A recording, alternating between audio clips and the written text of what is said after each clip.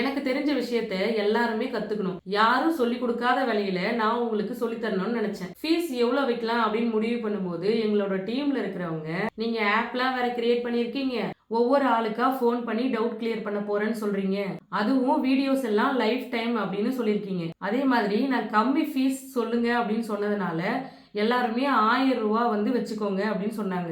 நான் தான் சொன்னேன், 1000 ரூபாங்கிறதே அதிகம், எல்லா மக்களாலையும் வாங்கி கத்துக்க முடியாது, அதனால தான் ஆஃபர்னு சொல்லி நான் 399 ரூபாய்ன்னு சொல்லி நான் தான் ரேட்டை ஃபிக்ஸ் பண்ணேன்.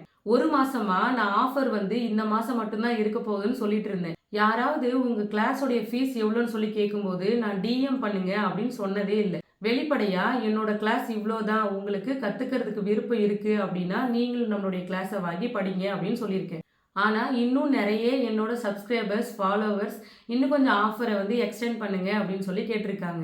என்னால அவங்க கேட்கறத தவிர்க்க முடியல. அதே மாதிரி என்னால பிளவுஸ் கிளாஸோடைய ரேட்டும் கம்மி பண்ண முடியாது. ஏன்னா அந்த ரேட்ல நிறைய பேர் வாங்கியிருக்காங்க, அப்புறம் அவங்களுக்கும் பதில் சொல்ல வேண்டியதா இருக்கும். அதனாலதான் பிளவுஸ் கிளாஸும் சுடிதார் கிளாஸும் காம்போ ஆஃபரா கொடுக்கலான்னு முடிவு பண்ணியிருக்கேன். பிளவுஸ் கிளாஸோடைய பழைய ரேட் 399 ரூபாயும், இப்ப போட்டிருக்க சுடிதார் டாப்போடைய கிளாஸ் 399 ரூபாயும் சேர்த்து 798 ரூபாய்க்கு கொடுத்துருக்கேன்.